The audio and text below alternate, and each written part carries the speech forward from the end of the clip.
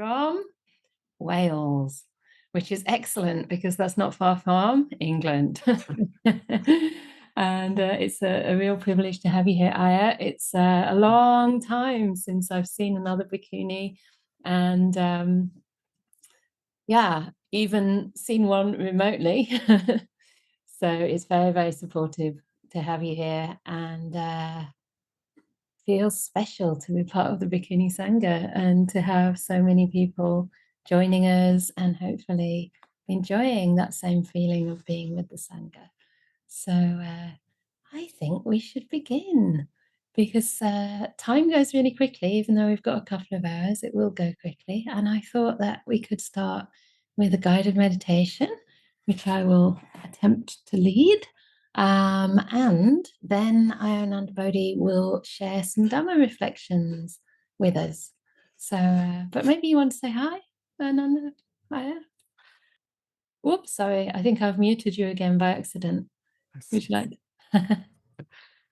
Thank you, Ayya. It's very lovely to be here and to be able to celebrate Vesak together. That's even though the moon is beginning to wane now, but still, just very lovely to be able to celebrate Vesak and be with another bhikkhuni almost very close by, and with all of the community here. It's very beautiful to see everyone.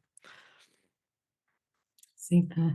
All right. And I also just want to welcome the people who are with me here at Anukampa Grove. There were like 6, 7, 8 people in the room. So it's a real beautiful mix, a lovely group of spiritual friends. So there's quite a few of us here together. Great. So now we have gathered. Shall we do some meditation? Would you like to settle yourself and make yourself as comfortable as you can possibly be physically, first of all?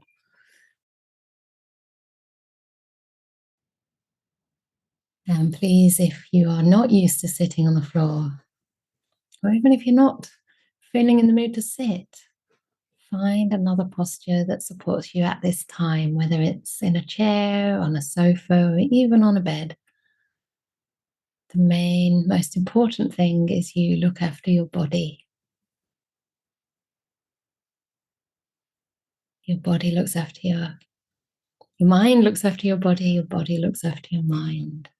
So you're working with yourself as a friend, bringing these two parts in harmony, and of course also your emotional world. So let's gently close our eyes when you're ready, and if that's comfortable for you, and just turn gently inside.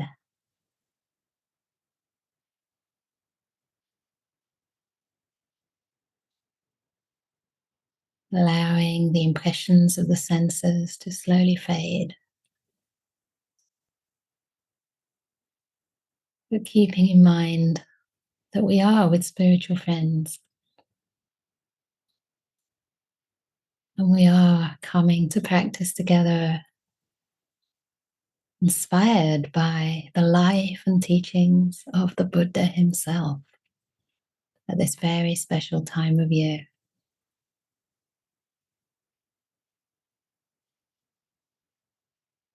And the best way to honor the Buddha and his teachings and the sacrifices he made in sharing his teachings with us all is to internalize them, to practice them, to become the Dhamma, to see the Dhamma for ourselves.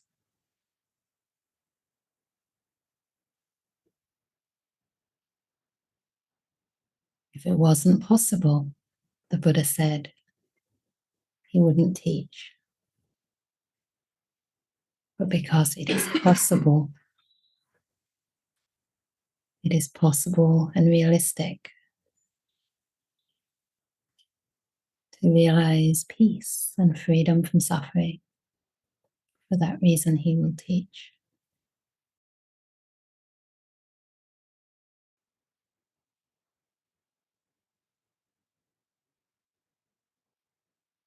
So just beginning by recognizing your own aspiration to practice.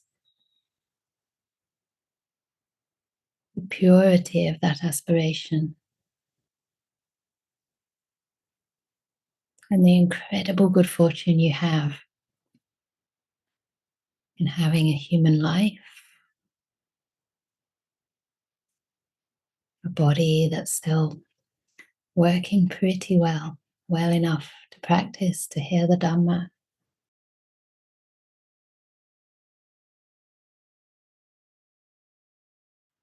to experience the Dhamma for yourself, and the opportunity to be with spiritual friends, with teachers, with companions on the path. All that is in place for each one of us right now.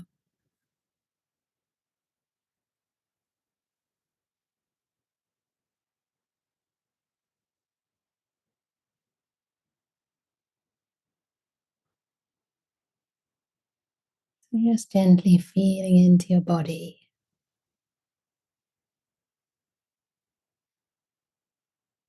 allowing your body to relax.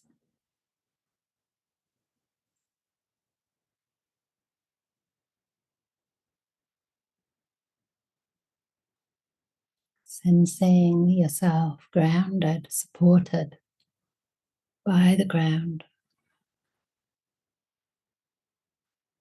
stable, poised and alert.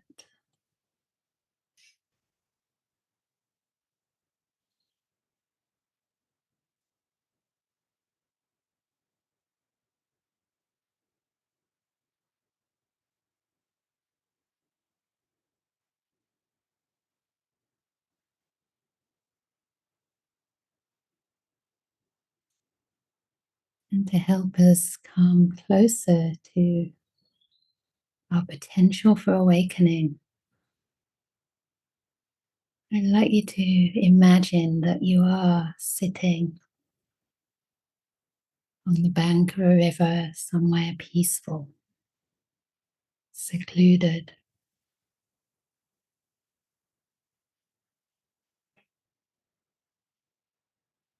perhaps under a tree.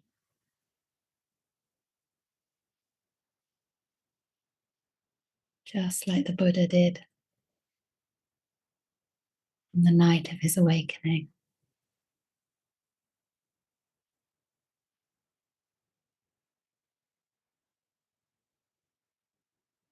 Somewhere you feel safe and at ease.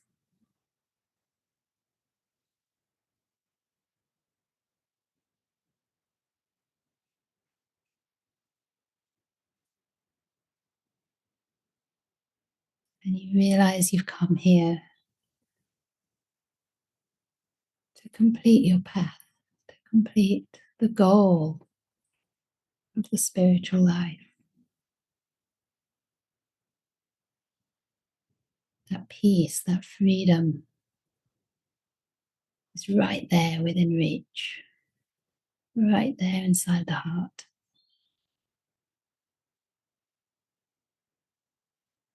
Just gently turning inwards to the peace. It's right there in this moment.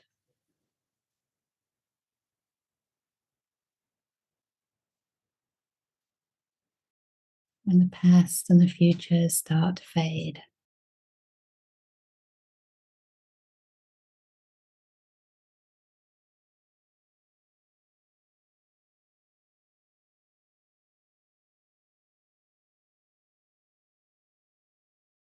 However subtle it first appears, just holding that peace in mind so gently, with reverence and great respect.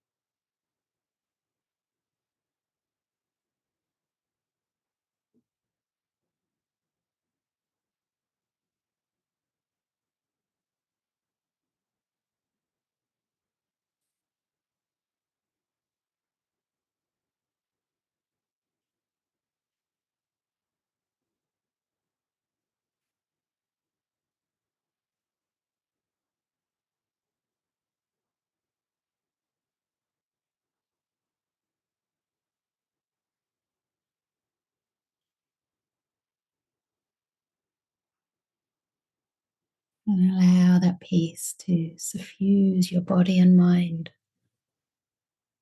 your breath.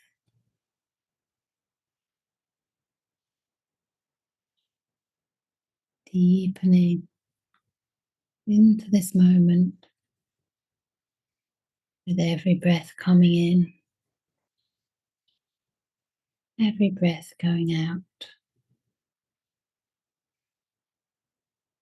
Completely one with nature, utterly at ease.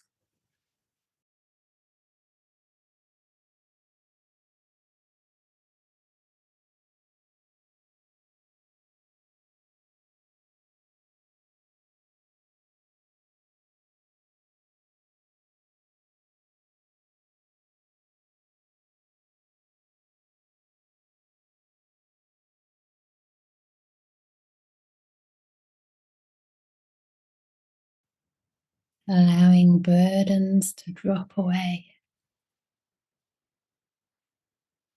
thoughts to arise and pass without disturbing the peace that's at the center of the heart, at the center of the breath.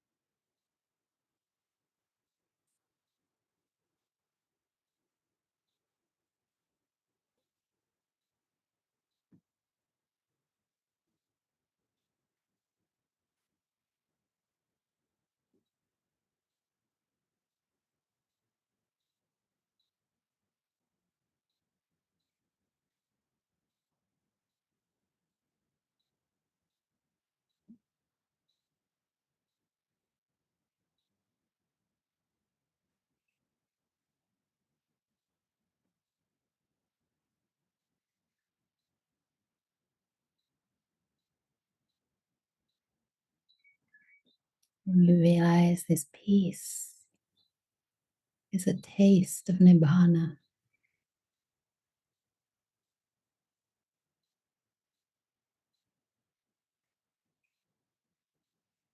Nibbana that's peaceful and sublime.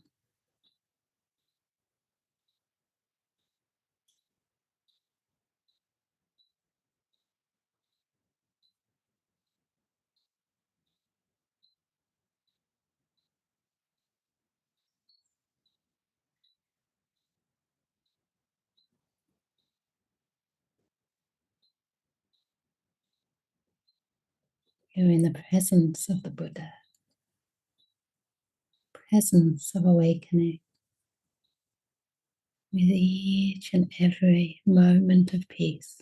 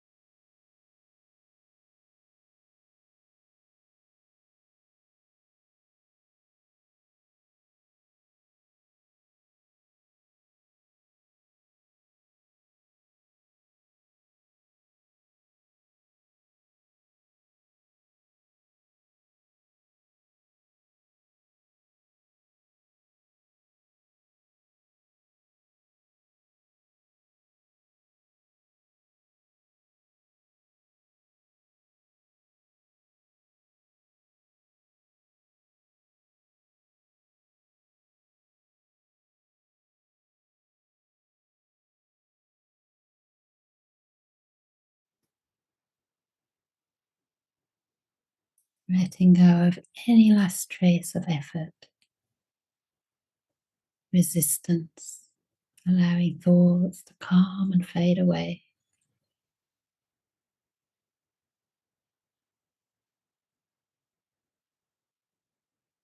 Moving deeper and deeper into this moment, into the peace that's always there, deep inside the mind.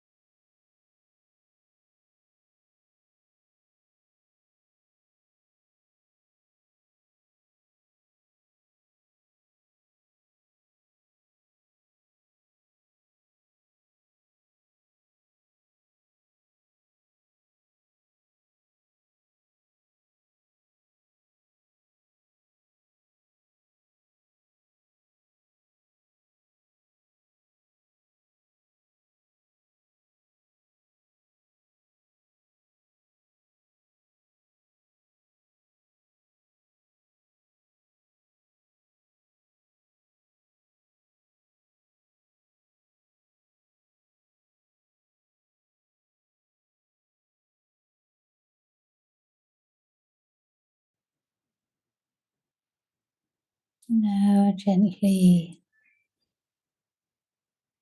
allowing your mind to spread and notice your body, each and every part, your feet, toes, through your legs, your knees, thighs, your hips, torso, feeling into your fingers, up your arms to your shoulders, neck and your head, and your face. Just breathing a few more times with a feeling of peace, however subtle or profound.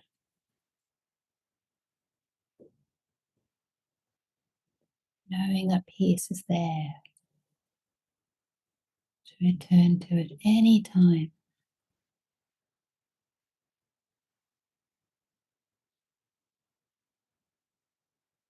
The quality of Nibbana,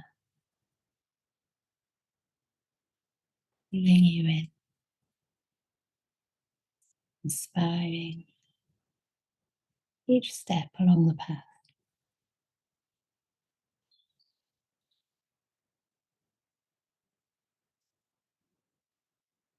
So I'll ring the bell, hopefully will be audible for everyone here. And at the end of the third ring, you can gently open your eyes, but keeping connected to any sense of peace that may have arisen, any sense of ease or softness or well-being at all.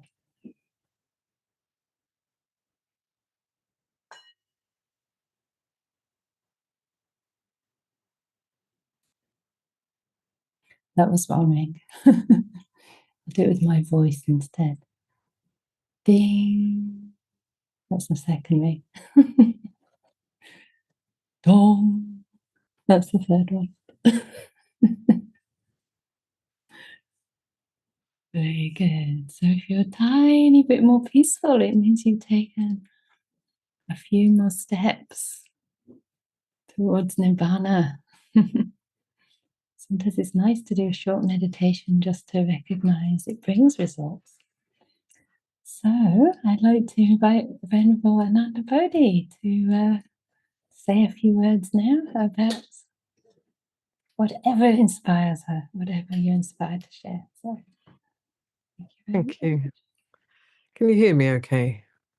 Perfectly. Right. Thank you, Ayya. Yeah, so Vesak is probably my favorite Buddhist festival because it's remembering the Buddha, the life of the Buddha and the legacy of the Buddha, which is, of course, as Ayya Chanda was pointing to in the meditation, the Buddha's legacy was to remind us of our potential to awaken, and there's the Buddha's life story, born in Lumbini, which was then India, now Nepal, to probably aristocrats, raised in a very privileged environment with everything you could wish for, great education, wonderful opportunities for learning sports and war, strategy and music, and enjoying the pleasures of the senses. So very, very privileged upbringing. But actually before that, he was born on his way. So it's traditional in those days for a mother to return to her own family to give birth. So his mother, Mahamaya, was on her way from where she lived back to where her mother lived, where she came from. And she gave birth to little Siddhartha on the way under a sal tree. So he was born sort of in probably a little bit stressful circumstances to some degree, and then they returned to their to his father Suddhodana, and his mother died within 7 days after he was born. So he would have experienced, even though he was just a little baby and so wouldn't have understood it yet, he would have experienced grief, the grief of his father and of his aunt who took over as an adoptive mother. So he'd have experienced some shock, some disturbance in the experience of life, even though it was before he could cognitively understand it. And then was raised in this really rather wonderful way, with his aunt and cousins, and there were servants, and life was very comfortable, and it was a very, very privileged life. But I always think that somewhere there would have been that seed in his consciousness of knowing that there was something not quite right in this world, having lost his mother at such an early age. And he married and had a son, married Yashodhara, and they had Rahula, which Rahula is translated as fetter. So they named their child Fetter, one that holds you back.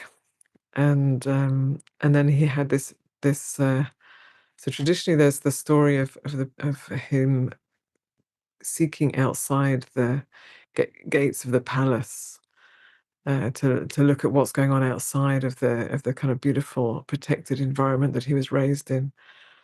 And first of all, seeing somebody who was sick and being shocked at seeing this sick person and asking the chariot driver who was driving him out there, what's up with that person? And that person's sick, And will that happen to everyone? Is it why is it like that? And it's like, oh no, that's just normal. People get sick.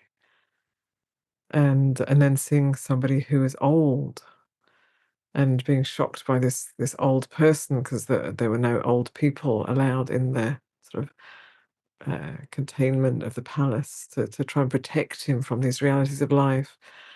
And then the charioteer saying, yeah, we all get old. If you live long enough, you're going to get old, and you're going to look like that, and that's what happens. And then so the Buddha realizing, oh, we all get old and we all get sick, and then seeing a corpse, which in India is not unusual, actually.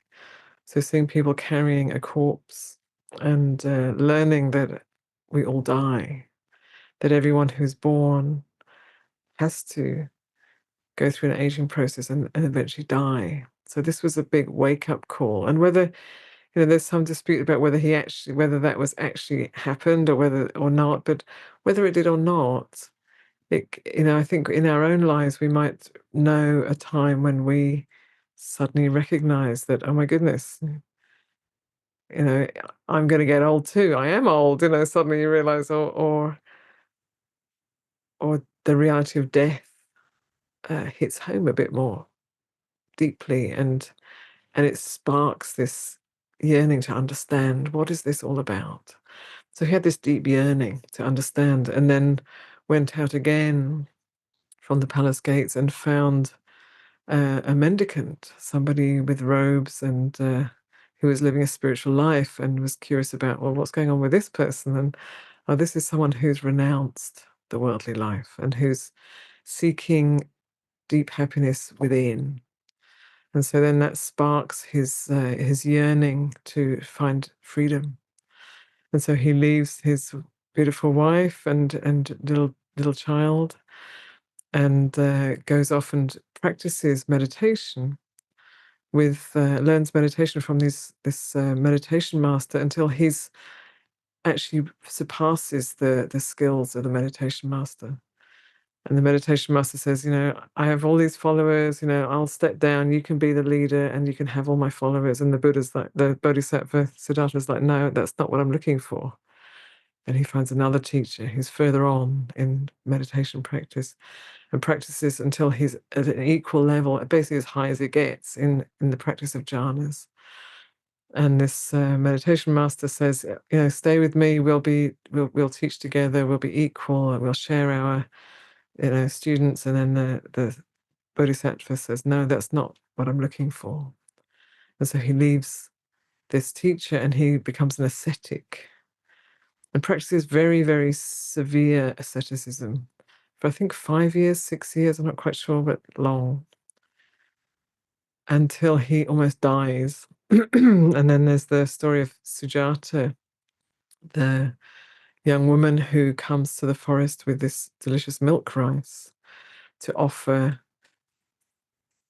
to one of the sacred shrines in the forest, and then sees this emaciated man who's been striving for all these years, and offers the milk rice to Siddhartha, and he takes that milk rice and eats it, and it nourishes him so that he starts to feel a sense of well-being again, and that well-being helps his mind to relax. And as he relaxes, he remembers a time when he was a boy, where he was sitting under a tree and watching his father performing a kind of ploughing ritual at the beginning of the ploughing season. And at that moment, as he was sitting under the tree, he was just in a state of absolute contentment. And his mind opened and relaxed and experienced a sense of oneness, of collectedness, of So it's probably first jhana, just like naturally falling into that state of deep peace and contentment. And he thought, maybe that's the path. So then leaving the ascetic life, much to the criticism of his colleagues who were also ascetics, and then exploring the path of awakening and being assailed by all kinds of challenges, Mara coming in all these different ways to try and seduce him and um, discourage him or give him experience incredible pain. So having to go through all of these challenges and then finally breaking through to full awakening. And it's said that he had this experience of, it was as though he was walking through an ancient forest and he found a path, an ancient path, and it led. So this was in his mind. It was so this sort of journey was as though he was in this forest and he found an ancient path that had been forgotten, and he followed that path, and it came to the ruins of an ancient city that had once been really beautiful with lakes and beautiful buildings and places where you could just really enjoy a wonderful life, and it had been forgotten. And that path was the Noble Eightfold Path. And that city that had been forgotten was the city symbolic of Nibbana, of full awakening. So he wasn't finding something new, but he was rediscovering something that had been forgotten. And then he, with a little encouragement from a deity, he goes out and sees who he can share this insight with. Because it's said that first of all he thought, oh, it's too subtle. People caught up in craving. Nobody's going to get this, Maybe I'll just meditate, just enjoy the freedom that I've experienced. And then it's said that the Brahma god Sahampati came and said, no, please, there are those with little dust in their eyes. Out of compassion, please teach the Dhamma for those who can understand it. So he went out and he found those 5 ascetics that he'd been practicing with. He said that first of all he thought about the 2 meditation masters who had been teaching him, but they had both died just shortly before his enlightenment, and so he couldn't share with them. And then he went to these 5 ascetics thinking maybe they would understand, and he taught the Noble Eightfold Path. And one of those 4 deeply understood. So one, Kondanya, understood what the Buddha was saying and realized stream entry through his teaching. And so that was the first turning of the wheel of Dhamma. So that it began, so that the transmission and awakening began at that moment, and it's continuing to this day, which is like an amazing thing. It's still going 2,600 years later. And so then the Buddha lived and taught he walked around India barefoot for 45 years teaching the Dhamma. And in the beginning, he was very strategic about who he taught to. He taught to people who were already practicing, who already had different practices. So they already had good sila, good ethics. They already often were meditating. But there were certain aspects of his insight that they were missing, and that he was able to give them these little, or not so little, pointers that would just break open their understanding and awareness.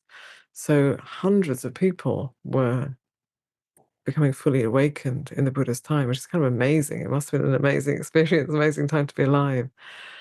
And many of those people were already practicing before, different kinds of practices. And I think one of the key elements of the Buddha's teaching that was missing in other teachings was anatta, that the teaching of not self, or of letting go of all kinds of craving. So his insight was that craving is the source of suffering. Craving leads to suffering. When you let go of craving and identification, then there is peace. It's right here. And as soon as there's craving, wanting, desiring, trying to get away from, then we're caught in samsara. And once that's let go of, the peace is right here. So this was his teaching. And it's a very simple teaching, actually, but we are so complicated that one has to be creative. He had to be creative and find many different ways to point to this very simple truth. And so in the beginning, he was teaching, people who are already quite developed in their spiritual paths. And then as time went on, he would, it's said that he would, in the morning, he would wake up and he would scan the 10,000 world systems and see who is ready to hear this teaching. And then he would find someone, sometimes it would be a deity, or sometimes it would be somebody who was coming to a teaching already, or sometimes it would be somebody just way off. There was one story of a weaver. So he's sitting there and he's scanning around. He's ready, and he's looking in the hearts of people. And there's this weaver, simple man in his little hut weaving, and he sees, oh, he's ready. If he hears the Dhamma, he's going to wake up. And so, he decides to teach in this area where this man can get to, and word gets around that the Buddha's going to teach, and so this man's trying to get to the teaching. And that morning, he's having a bad day. That morning, a cow gets out. So he's running after this cow, trying to get the cow back in. And meanwhile, the Buddha is sitting there with all of these people. People offer meal dana, and there's a big meal. And then they ask, please, would you offer some teachings? And he says, no, not yet. And so he's waiting for this weaver to be able to come, because he knows that the weaver is ready to hear the Dhamma and will wake up.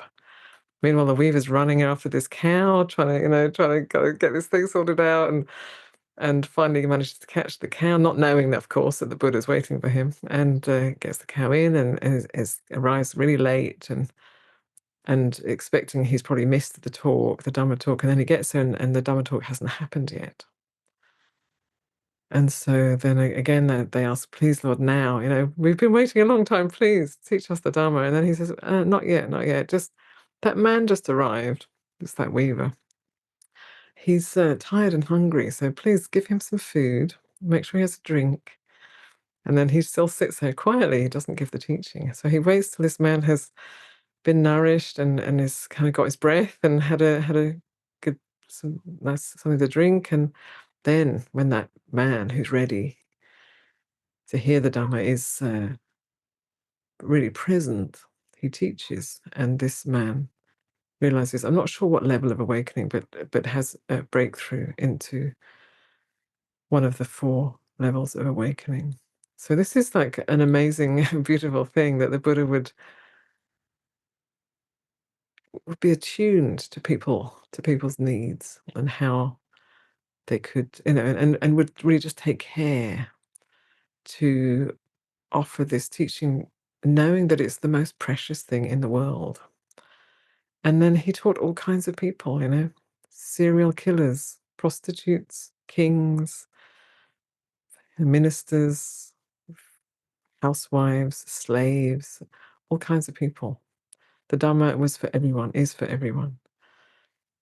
And these 45 years walking barefoot through India. In northern India, it gets really cold in the winter. It's a bit of it gets very hot in the summer, very cold in the winter, and this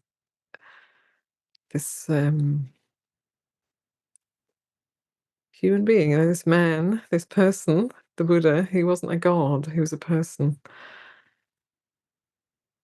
offered his life to share the Dhamma for the people who were alive then, and for future generations like us, that we can also hear this teaching, that we can also practice, that we can also find freedom, levels of freedom, and ultimately complete freedom. So I find it's very, very inspiring that that we have this history of the Buddha, and that we can recollect. And Vesak is really about recollecting the Buddha's life, the fact that this person broke through to a truth that is a simple truth, but one that's hard to find, hard to see, and that he shared the teaching brilliantly, in a way that has been passed on all these years, and that people have been waking up, even though we've got a bit less on the ground these days of arahants, but people have been waking up over these 2,600 years through practicing these teachings and ethics.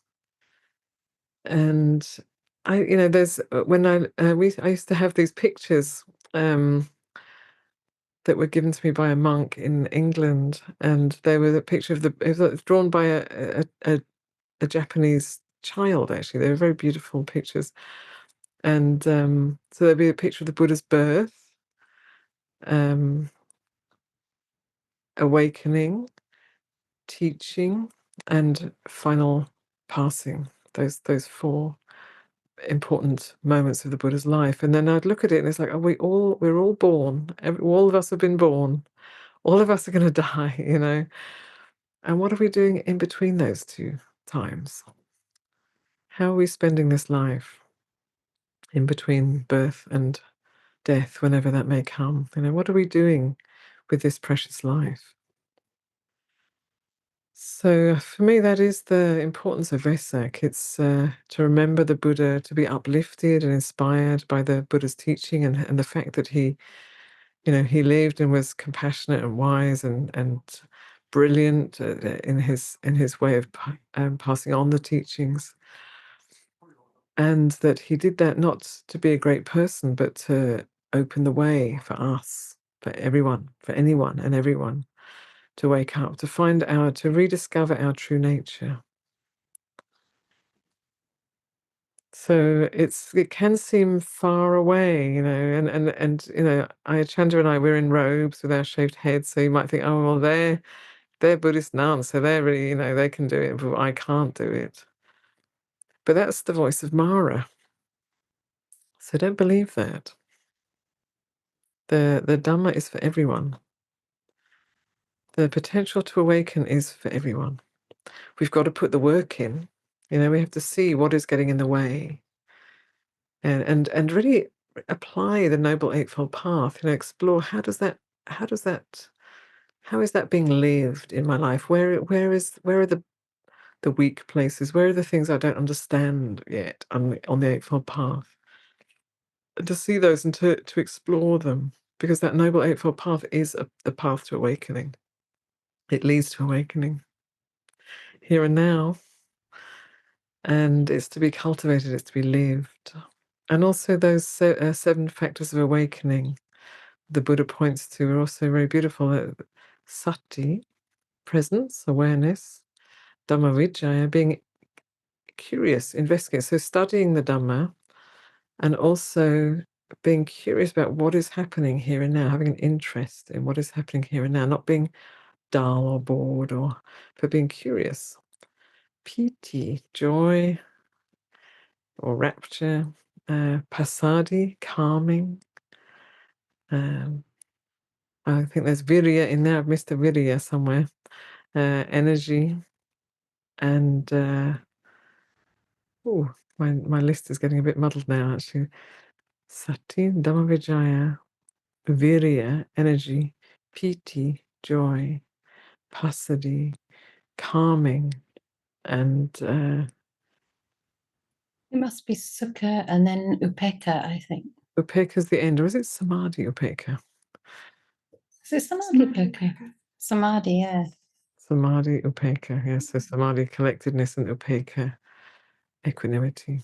So those qualities, and it begins with sati. Sati is presence, awareness, and that's something we can all bring to our experience, whatever our experience is. It doesn't have to be nice. Just bringing it to how things are, and things get sweeter and clearer and more aligned with truth as we bring sati and Dhamma, also curiosity, to our experience. So the Buddha, went to great great lengths to share this teaching throughout the whole of his life after awakening. And we've been amazingly fortunate in receiving that teaching, all of us. So may we make the most of it and remember that inspiring example that the Buddha gave. Sadhu, sadhu, sadhu. Mhm. Thank you so much, Ayya. It's wonderful to rehear the Buddha's life from the words of a bhikkhuni, and just to recollect how incredible this is that we have direct contact with the Buddha's teachings. The Buddha was teaching for us. As I said, if it wasn't possible, he wouldn't have taught. He had no incentive of his own to teach other than out of compassion. And I think that's what the teachers we have alive today do as well. So we're just incredibly blessed. And I think keeping that alive in our minds really inspires the practice. So thank you very much. We wanted to give some time now for some question and answers, or let's say questions and responses, or comments, and we may respond if we have time. So it'll be limited to one per person. So please be concise. And I think the easiest way to do it is probably in the chat. So if you do have something to share or something to ask or reflections on what the Vesak means for you, perhaps, or also they can be questions about practice, any place you're struggling, it doesn't have to be related directly to Vesak. The point of Vesak is that we deepen our practice. So please go ahead, and maybe we'll share the Q&A. So we'll kind of do it between Ayya and myself, and if there's something she prefers to answer, please feel free. So please go ahead. I think the easiest way is probably to send them directly to everyone in the room, and then we will pick them up. Now, what I did realize is that in the schedule, we didn't really factor in a break, a cup of tea. So if you do need to have a little break and you haven't got a question to ask, it might be a good opportunity now while we wait for some of the questions to come in. And we'll do that for about half an hour or so. Okay. So who is going to be the first? The Buddha always said that those who ask questions will be intelligent in their next life. I would imagine you're already intelligent in this life. So if you ask questions, you get even more so.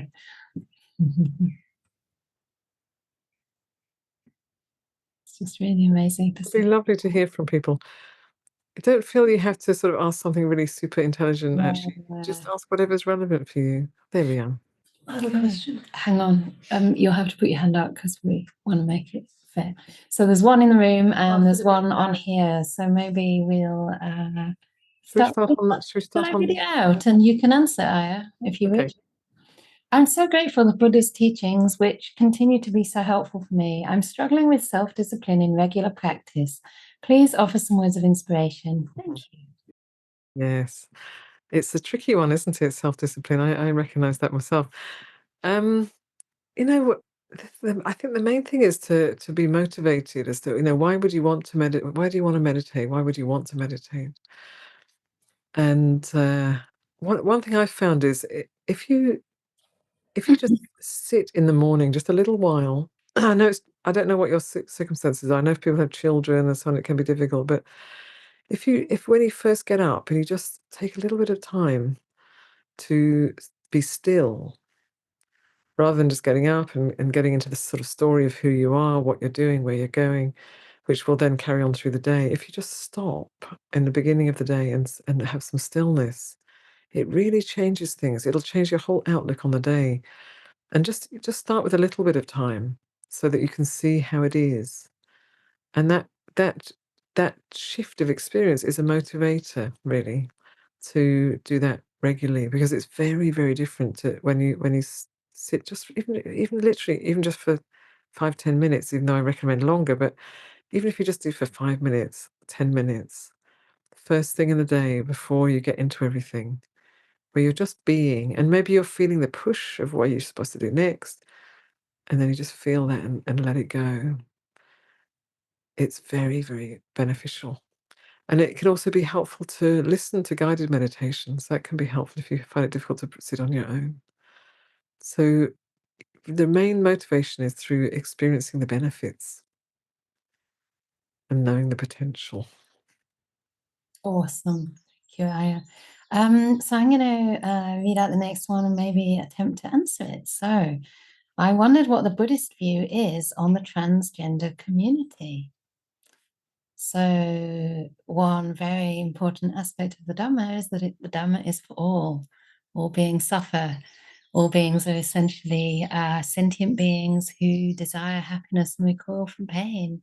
So whether somebody is transgender or cisgender or heterosexual or homosexual or non-binary, male, female, no matter how we identify ourselves, the path is the path for all. And I think a true Buddhist view would be one of inclusivity without exception. So for me, if a person says they have love and kindness, that should extend equally to all. And this is all very well in theory. But I think for that to really be realized and practiced, we really do need to look inside at our internal biases, and not with judgment, because we have to recognize we're all conditioned by the societies we're brought up in and the people we're around, maybe the media, the things we read. But I would say it's really important to start addressing, basically accept that you're biased, accept that we all have biases, we all have we all have internalized bias, basically.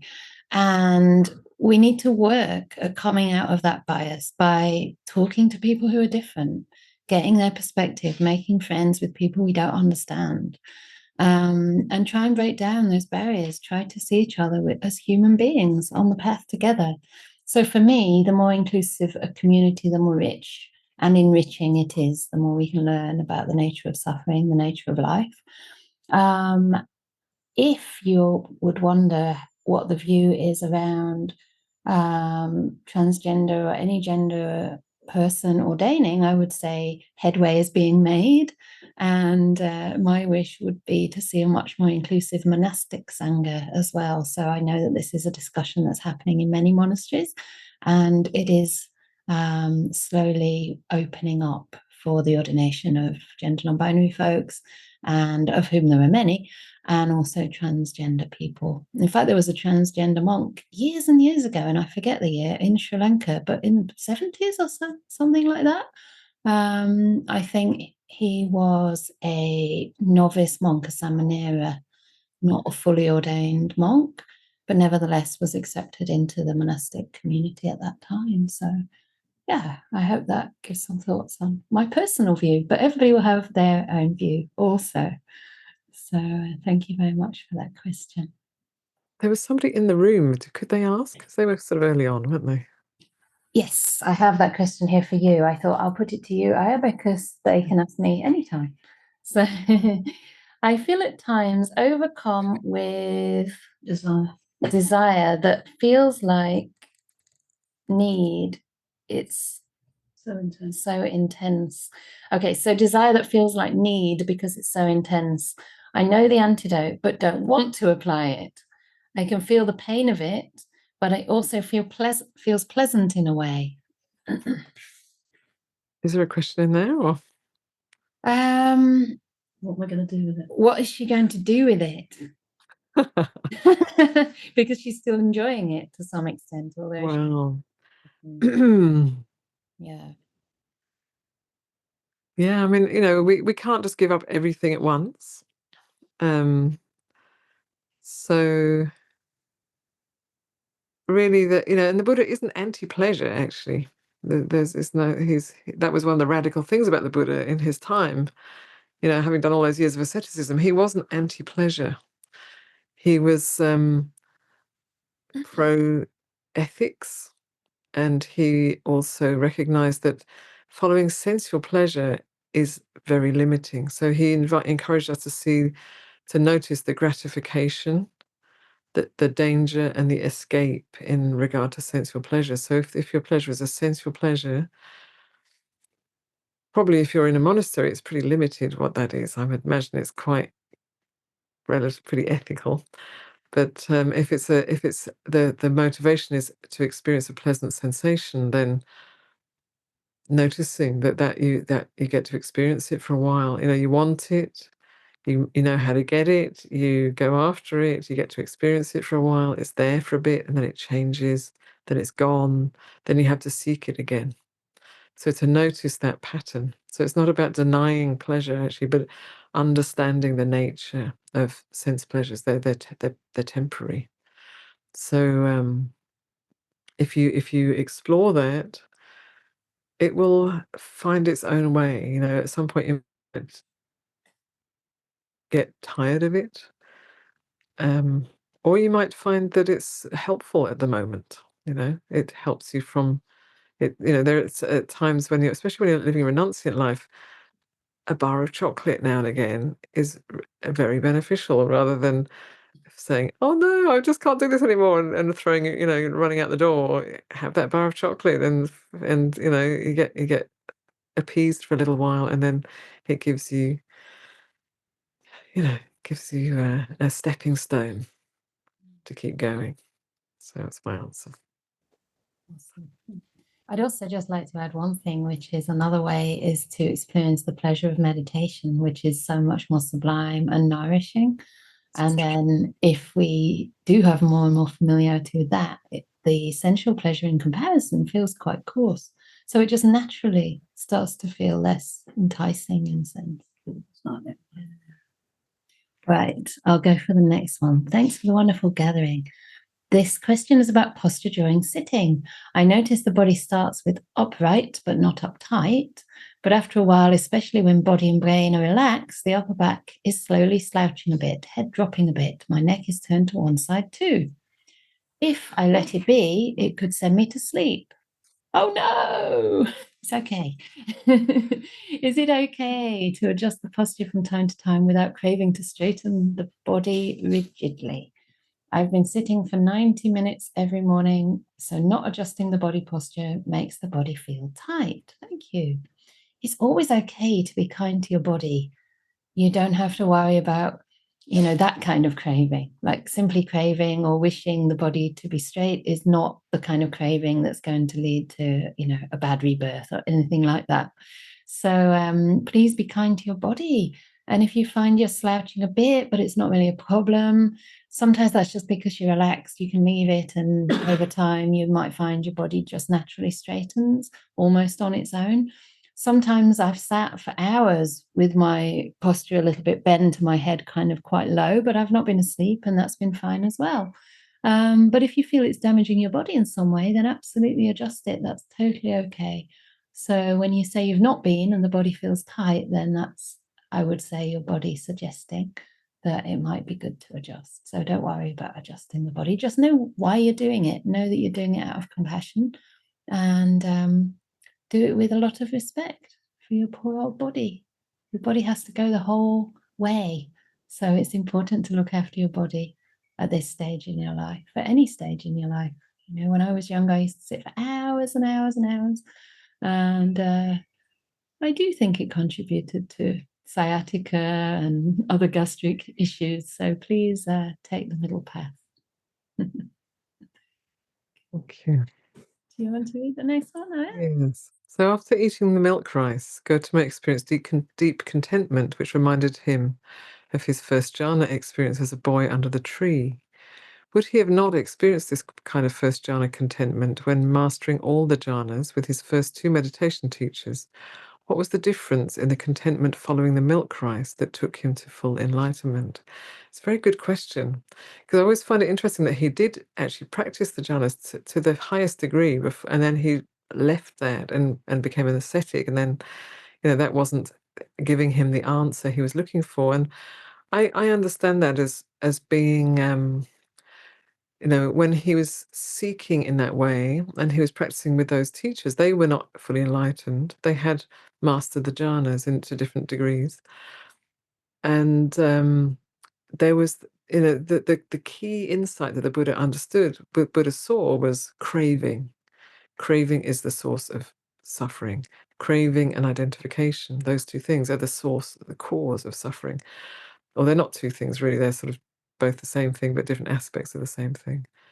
And so when he was practicing with a strong desire to understand, to realize something. And he was practicing with this, like you do this technique, you do this, and then you get this result. And then you do that and you get that result. And so he was doing those things and getting those results, but those results were conditioned. And so that I understand that as the insight of like, okay, I can master all of these experiences of mind, but I don't. So the Buddha understood how to use the mind, but he didn't understand the nature of mind itself. And what he was experiencing was still conditioned. Whereas when he was remembering that experience where he was basically kind of letting go, relaxing and letting go, and then the mind naturally opened. There was no striving. There was probably no sense of self. There was just an abiding and a kind of a oneness with that direct experience, where there was no craving in that moment. So that's how I see the difference. I find myself experiencing a lot of agitation in my meditation practice right now. Any tips, please? Thank you. Yeah. So I think underneath these sort of questions, when it's something that we tend to view quite negatively, we tend to mean, how do we get rid of it? And I don't know that that's what you mean, but I think the first step is usually making peace with the agitation, letting it be. So finding, first of all, I would say, a very wholesome relationship with the agitation, trying to get in contact with it in an embodied way and see what it needs. It maybe needs a sense of compassion or a sense of care or a sense of letting it be. And that might help to soothe it over time. But if we reach out to it with compassion so that it goes away, that tends to be a little bit too conditional. Another possibility for you could be to do some walking meditation, because sometimes the mind is a little bit too agitated to do sitting meditation. And maybe because of our lifestyle, something that's, coming up for us, maybe something from the past. And if we kind of force ourselves to continue sitting, we start to develop a kind of negative relationship with meditation itself. So sometimes if you really, find it's very counterproductive to sit, you might want to try doing something more active that, in a sense, meets that energy of agitation and gives your mind a bit more to explore. So that might be one way. And you can even start the walking meditation fairly briskly, fairly fast, until you do start to calm down. But just see that you kind of designate that period of meditation for meditation, rather than start the walking and then think, this isn't real meditation, I'll just give up. Still have your practice period, but just see if you can practice in a different posture. That's another possibility for you. The other thing is, of course, loving kindness. Getting in touch with the agitation, which may be, similar to aversion or ill will, maybe worry, and metta will help with that. Metta is a more mentally active practice. So if it's the mind that's more agitated, sometimes adding in some thinking that is still a kind of activity, but a more wholesome activity, can be helpful. And then that can displace the more disturbing thoughts. So maybe try with that. I hope that helps a little bit. Or maybe you can try and see if it does. Hey, we've got lots of questions. Next one for Ayya.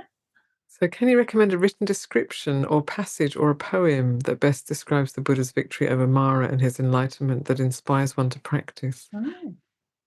Probably the best place to go is to the suttas, to the original teachings. I must admit I can't give the references to that. Maybe Ayya Chanda can, I don't know. Written description or passage or poem. I've been reading the Arya Pariyesana Sutta recently, but I can't remember the whole thing off by heart. But I love that it talks about, I think it's really good, actually. I mean, it's basically the story of the Buddha's enlightenment, but it starts with his search. And I love that it starts with him saying, you know, myself being subject to old age, sickness, and death. Why do I search for things that are also subject to old age, sickness, and death, to sorrow, lamentation, pain, grief, and despair? Why don't I search for something that is not subject to those things? And I find that really inspiring. It's just such a kind of incredible insight that there could be something beyond that that's not subject to death. And that's one of the synonyms for nibbana, you know, the deathless, the end of birth, old age, sickness, and death. So I would recommend that. I have it here beside me. Ayya Anandabodhi Sutta. It's Majjhima Nikaya number 26. Yeah. And Shirley is just reminding that there's a verse in the Dhammapada about the house builder. Yeah. True. Yeah. House builder, now you've been seen. Yeah, that's really good. You will not build a house for me anymore. Your ridgepole is shattered. Yeah.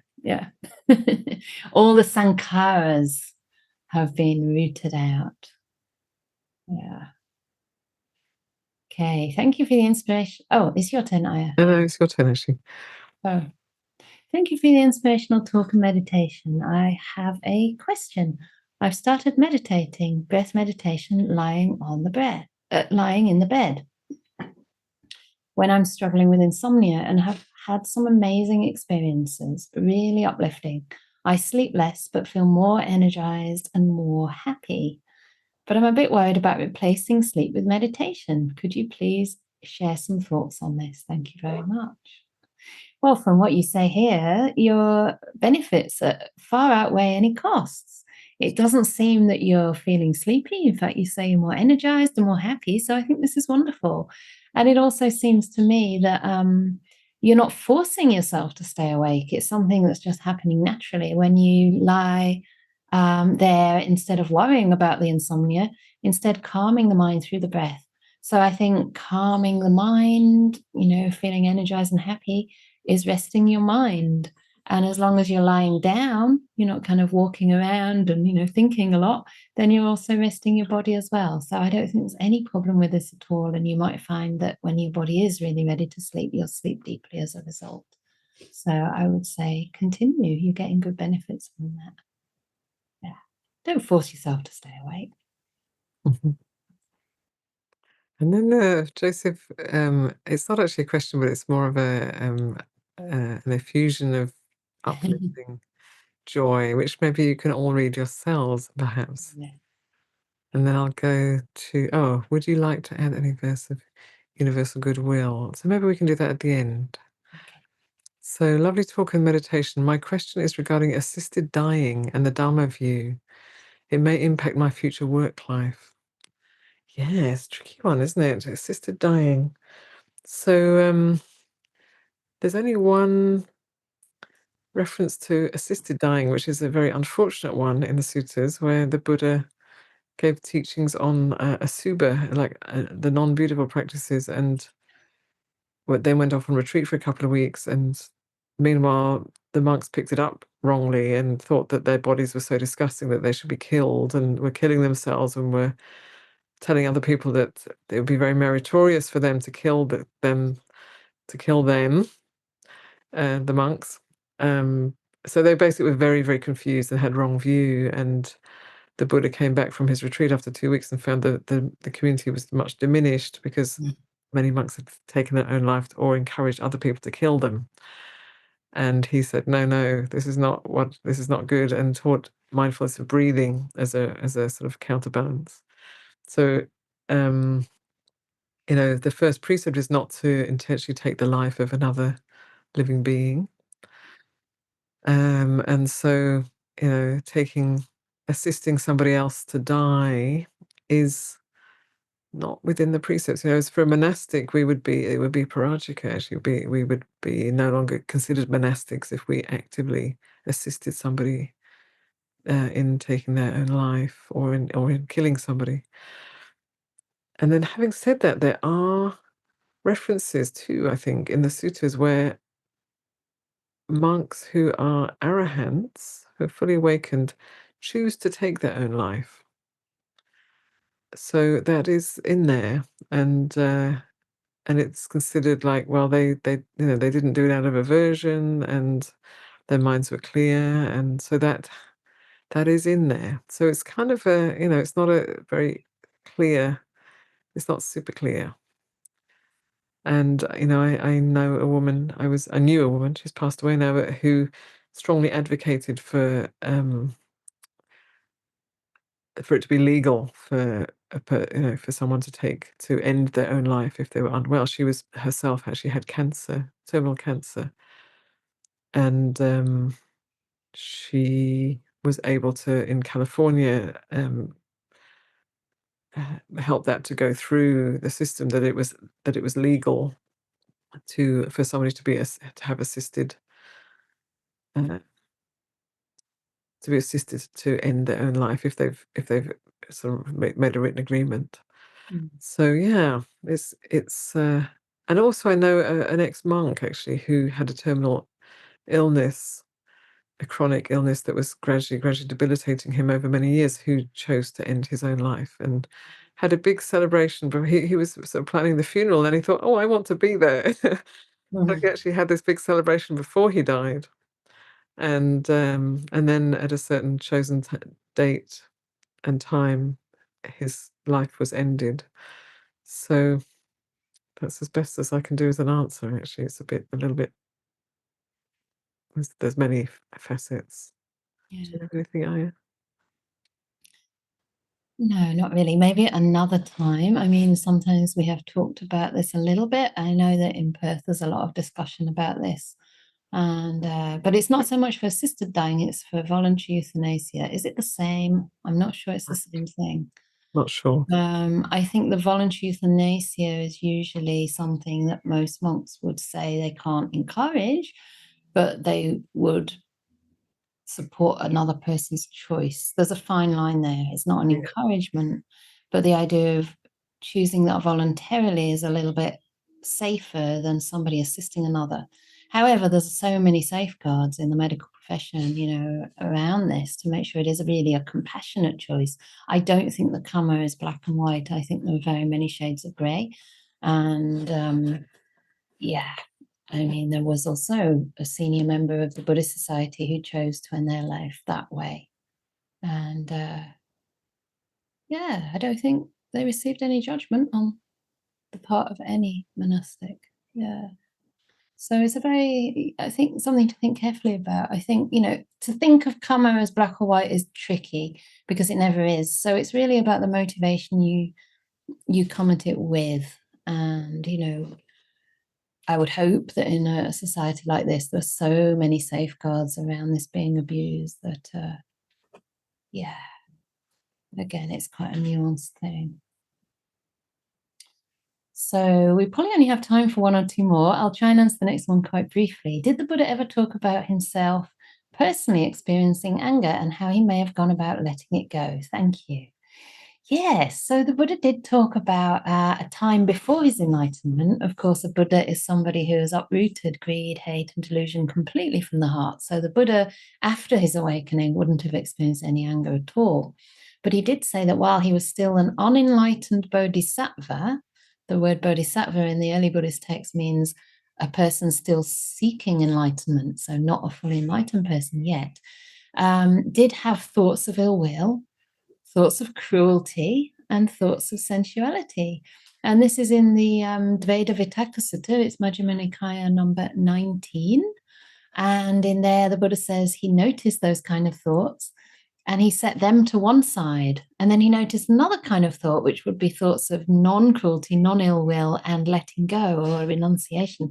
And he would put those on the other side. So basically, he organized his thinking in a sense, or was able to kind of recognize the thinking as either being negative or positive. And then very objectively, rather than saying, this is terrible, this is horrendous, I shouldn't be thinking like this, he said, these thoughts of cruelty, ill will, and the sense desire lead away from nibbana. They cause suffering, they are not to be followed. Whereas the other thoughts are beneficial and don't cause harm and don't lead away from nibbana. And Even if I think them for a whole day and night, they won't cause me any harm. However, he said that eventually the mind will get tired, even with the good thoughts. And so that's when he realized he can further still the mind and collect the mind into states of samadhi. And that was the gradual process towards letting go of thinking. So, yes, he did experience angry thoughts. So that's good to know, isn't it? Because, as we were saying earlier, all of us can do this. There's nothing about ability or lack of ability. It just takes a lot of mindfulness and wisdom. And the wisdom that knows what, what kind of mental states are skillful and lead to happiness, and what kind of mental states are unskillful and lead to suffering. So it was never a value judgment. It was always about suffering and happiness. So I hope that helps a little bit. Do we have time for one more? Yeah, I think we can do one more. Okay, Johnny's question. I think this builds on an earlier question. How does someone distinguish between a craving and a need? I actually don't have a clear answer, I have to admit. And what comes to mind is the Buddha's path, like he went very extreme one direction and very extreme in another direction, and then found the middle way. And sometimes we have to sort of do that in order to understand the difference between a craving and a need.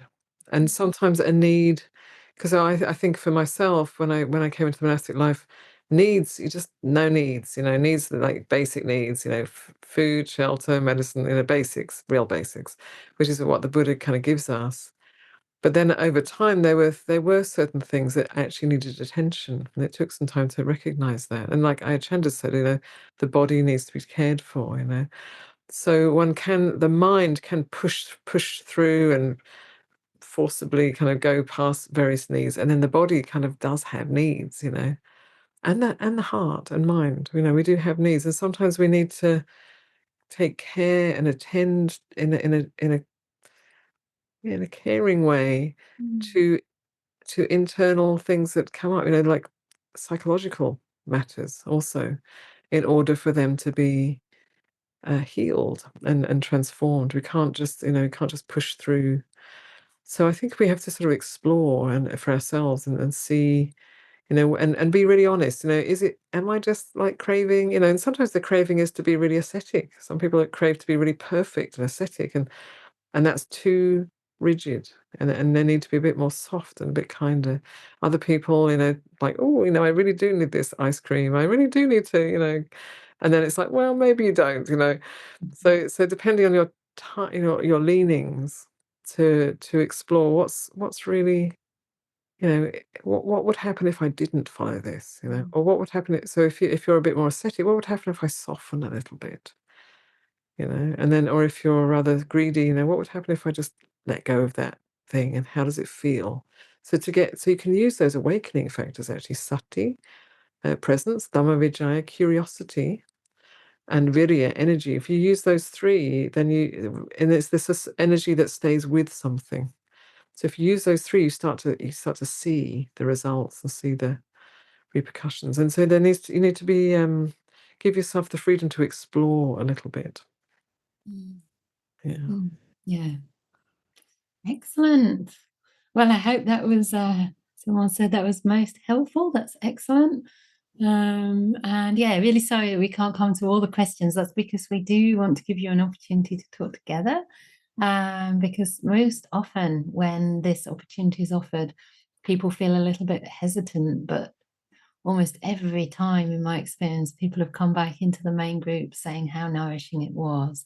So it's rare that we get to meet each other at these sort of events, and especially because so much is on Zoom, we can lack that kind of direct interpersonal relationship. So I would like to invite anyone who's up for it to join the breakout rooms for about maybe 12 minutes or so. So what we'll do is put you into groups of maybe 3 or 4. Is that okay, Matthias? Yeah, 4 sounds great. And you'll get a little invitation popping up on your screen. So just accept the invitation if you're up for it. If you really feel a little bit tender and like it just doesn't feel right for you right now, that's okay. You can just hang back. Don't accept the invitation. You'll remain in the main room. And after you can have a cup of tea, have a little rest. I always love this part when you see lots of lovely people with happy faces arriving back in the room. So wonderful. Most of you are still with us. So welcome back. And we are coming really close to the end of this session. It does really fly. Before we do that, we do want to give you the opportunity to receive, or let's say reconfirm, your precepts, 5 precepts. And Ayya Anandabodhi will lead that little ceremony, and you'll be doing it in English, so it's easy and you know what you're actually taking on. But before then, it'd be really lovely just to hear a few words in the chat, if you wish to share how that was for you, and maybe anything you can share about what inspires you in your practice, or what's inspired you about the Buddha's life, whatever it might be. So it'd be lovely to hear from you in the chat if you wish to share.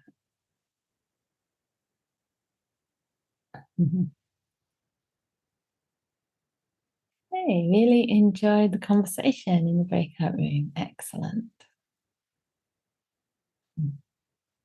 Joyous, grateful, connected, supportive and nourishing to be in the breakout room. Excellent. Feeling connected and joyous. Oh, joy and connection, nourishment, gratitude. The importance of community and Dhamma friends. Yeah. Lovely Kalyana Mittas. Wonderful. The session has been very inspiring. It was lovely to hear about, I lost you there, about the Buddha's love, feeling content. Okay, very nice, says she Englishly. Yeah, I'll leave people to read Joseph's words. Oh yeah, okay, I'll just read the English part, it's not too long. Indeed, venerable, let's say. Perceiving the qualities of gratitude and appreciation of goodness in the Blessed One, I make this supreme reverence. I offer an offering of loving kindness. Inspired by 2 wonderful bhikkhunis and spiritual community. Brilliant. That's what we wanted, inspiration. Inspiration is such an important energy source on this path. Thanks for a very inspiring meeting. Very grateful to everyone. Lovely to talk in person to the group that I've never talked to before. Great. Yeah, we do have some people here today, I think, who rarely come to my Zoom groups. Maybe they've come for Ayya Anandabodhi. So that's really lovely. I wonder actually who might be from the US, or maybe what part of a support group. Good to connect with others. Lovely to hear about the Buddha's life. Thank you both, venerables. Excellent. Good. So, one more, and then we'll move on. So Christopher's in the USA. Brilliant. The Buddha gave me a sense of purpose and cohesive direction. So I'm very grateful for his teachings. Wonderful to see Ayya Anandabodhi. Looking forward to seeing her in Canada. How are you off to Canada? Wonderful. Okay. September. Oh, okay. Where are you going in Canada? I'll be at Ayya Ahimsa's monastery. Right. Okay, great. Is it the first time you're off there? No, it'll be the second. Oh, good. Yeah. That must be wonderful in September. Is there like, do they get the autumn colours? I have no idea, actually. I think it's mainly because it's a small place, and in September that you can still be outside. So it's not so it's a bit easier to navigate. But they have big mountains. Yeah, I've seen pictures. It's just spectacular. Fantastic. All right. So now there's an opportunity to renew, or to confirm or commit to the 5 precepts. And I'll hand over to Ayya Anandabodhi, who's our special guest, so that you have the opportunity to do that with her. And yeah, maybe you'd like to say a few words to start, or something, whatever you'd like to do. Yeah, I mentioned, when I was speaking about the Buddha, laying out that path, discovering and sharing the path that, he taught the Dhamma, but he also taught the Vinaya, so the discipline and the teaching and the discipline, and that they support each other, they go together. So the discipline for at the base, sort of the bottom line, really, the baseline, as the Buddha lays it out, is the 5 precepts. And whether you're new to these or whether they're very precious to you or somewhere in between, it's really good to at least listen to them and reflect on them and see where in your life are they being lived already and where might they be uplifted. And even if you've taken those 5 precepts, we don't always necessarily, in fact, we use the word precept, but they're actually trainings. They're if you translate the Pali, it's I undertake the training to refrain from killing, stealing, sexual misconduct, lying, and intoxicants. So it's about training oneself to live in a way that supports your higher potential. So if you've taken the precepts in the past, or you've tried to live by them, and then you've kind of broken 1 or broken 2, and oops, broken 3, ouch, then you can start again. This is the beauty of it. You can start again, and it's not it's not that you're thankfully in the Buddhist teaching you're not that we can always start again. We can start from where we are. So we usually just begin with the refuges, and I haven't done it in this format before, so it's I generally do the Pali and then the English, but this is just in the English. So I think do you usually do call and response, Ayya Chanda, or just everyone joins in with you? I think maybe it's better to do call and response. Oh. I'm not really sure. I mean, most people probably know it, but Yes. maybe just homage to the Blessed, Noble, and Fully Enlightened One. Yes. And then the refuges and precepts. So thank you. So I wonder if Shirley, because I know Shirley's out there, whether Shirley, because it's best if people don't all have their they're best if you mute, because it becomes a cacophony, but it's nice if somebody is heard. So I was wondering whether Shirley might be willing to let's see if we can unmute since I've Shirley. known you so long. Are you there, Shirley? Yes, hi, it's lovely to see you, Ayya. I hope I can remember them, because I've not. Well, I can remember the precepts, whether I'll sort of get it wrong. So shall I start with homage to do it in English? No, I was going to say it. Oh, you're going to. Yeah, okay. So I'll just follow you. Yes, all right. Thank you. It's very lovely to see you too. It's been a long time. Lovely to see you. Yeah. Homage to the Blessed, Noble, and Perfectly Enlightened One. Homage to the Blessed, Perfect, and Noble, and Perfectly Enlightened One. Homage to the Blessed, Noble, and Perfectly Enlightened One. Homage to the Blessed, Noble, and Perfectly Enlightened One. Homage to the Blessed, Noble, and Perfectly Enlightened One. Homage to the Noble, Blessed, Noble, and Perfectly Enlightened One. And so this is for everybody to join in. I've asked Shirley to be the voice, so that it's not just doing it and then there's silence, but you all join in as you are able. I take refuge in the Buddha. I take refuge in the Buddha. I take refuge in the Dhamma. I take refuge in the Dhamma. I take refuge in the Sangha. I take refuge in the Sangha. For a second time, I take refuge in the Buddha. For a second time, I take refuge in the Buddha.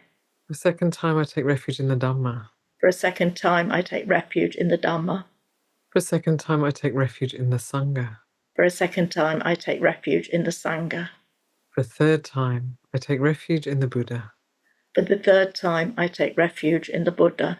For the third time, I take refuge in the Dhamma. For the third time, I take refuge in the Dhamma. For the third time, I take refuge in the Sangha. For the third time, I take refuge in the Sangha.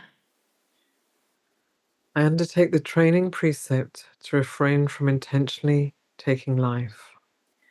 I undertake the training precept to refrain from intentionally taking life.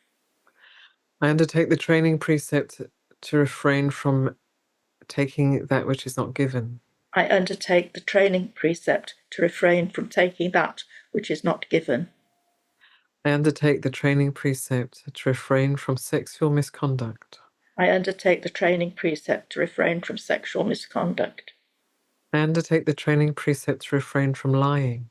I undertake the training precept to refrain from lying. I undertake the training precept to refrain from consuming intoxicants that cloud the mind. I undertake the training precept to refrain from taking intoxicants that cloud the mind. These are the 5 precepts. Sila, ethics, morality is a support. You don't have to repeat this. This is just me now. Sila, ethics, and morality is a support for true happiness, is a support for true wealth, meaningful wealth, is a support for the peacefulness that leads to liberation. So take good care of your sila, of your ethics. Sadhu, sadhu, sadhu. Thank you so much, Shirley, for stepping in.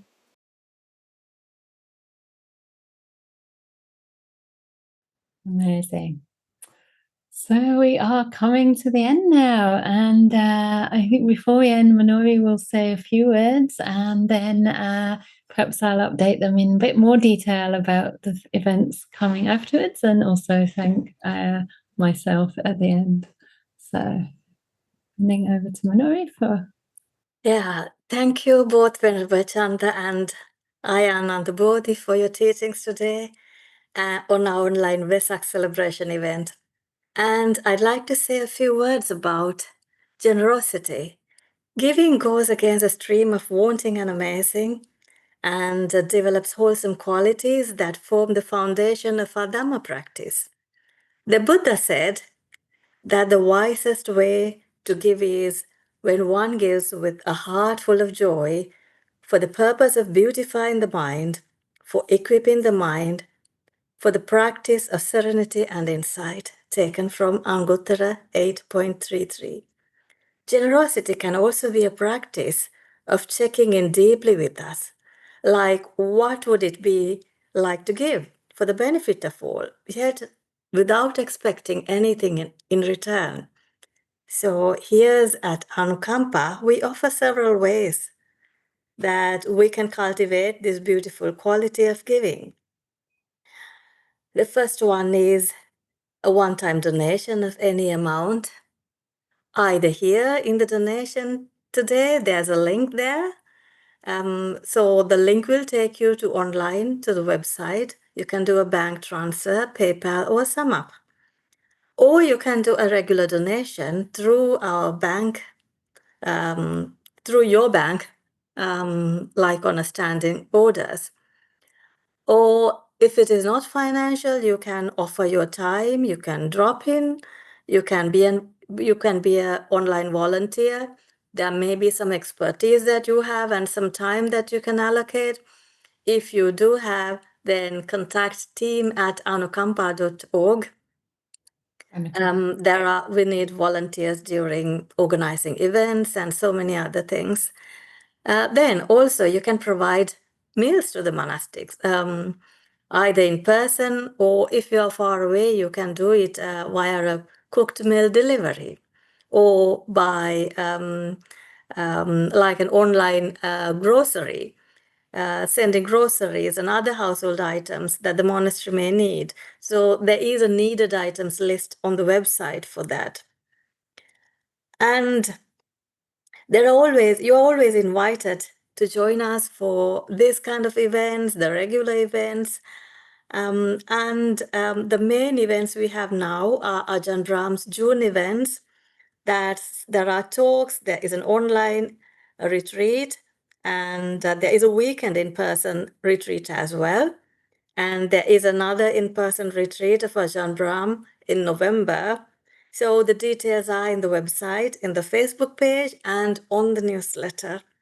And I wish you well in your practice, and thank you very much for your support. Yeah, thank you so much, Manori.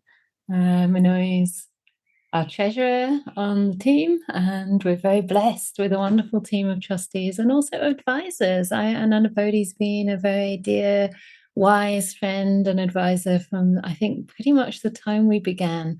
And it's just wonderful to see you here. And the other really special thing happening actually is that you're going to be here with us soon. Yeah, Ven Candā is coming to visit on the 30th of May, but late night, isn't it?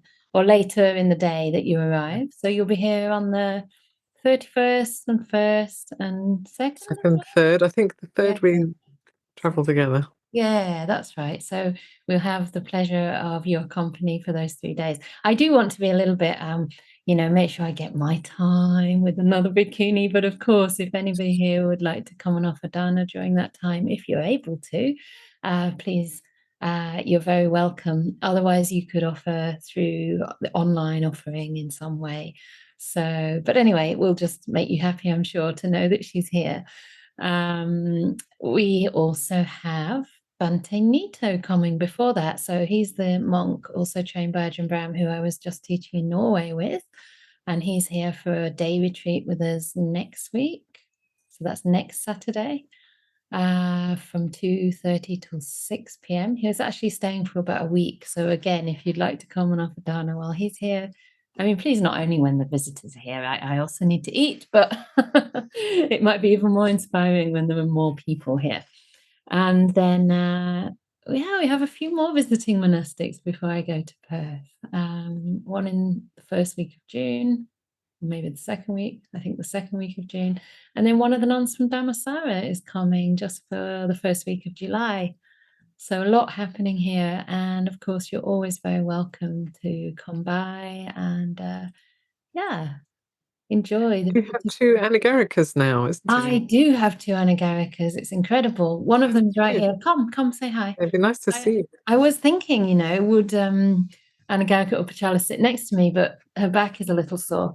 And the other one is in Sri Lanka, so you're not going to see her right now, but she'll be here when you're here. She's back on the 23rd. So this is Anagarika Upachala. Oh, I think you've had some email contact with. So yeah, it's a great delight and pleasure to have a wonderful trainee and friend. That's the lovely thing about it, I don't just feel it's like a job. It's a very nourishing spiritual friendship where we can both hopefully grow together. So yeah, you'll be meeting the community, Ayya, that you've helped to support for quite some time. So good. It's wonderful. It's lovely to see the community starting to fruit. Absolutely. And I just want to turn the video around actually while you're also here to show you who else is in the room. Is that okay, everyone? So we have a very old Dhamma sister here. Oh, I have disconnected my mic. Hang on. The cheese plant looks happy. Sorry? The Swiss cheese plant looks happy. That's the Dhamma sister. Yeah. And then we have Clarissa, who's another good friend, and Nat, Erica, Casey, Gloria, and Steve. So a lovely room full of lovely people. And Gloria's travelled all the way from Hong Kong to be here for a couple of weeks. So it's really nice. You all ought to come and wave goodbye to the screen. Do you want to come over, all of you? You can wave goodbye to the group if you wish. That would be really nice to end. And thank you to everyone here for being so incredibly supportive and for your practice over all these years. We've grown together in so many ways. For those who I don't know, I hope we get to know each other a little more. So here they all are, the lovely gang. Almost too many to fit in. But yeah, it's definitely going. Yeah. If Matthias can take a screenshot, that would be so cool. Yeah. Steve, is he there? There he is. There's Steve. We need Steve's face on there. So there we go. So please take care, everybody, and thank you once again. I really look forward to seeing you soon. Thank you so much for being here with us today. Thank you so much. Look forward to seeing you too. So we can probably unmute you all now, and we can hear your lovely voices to wave us goodbye.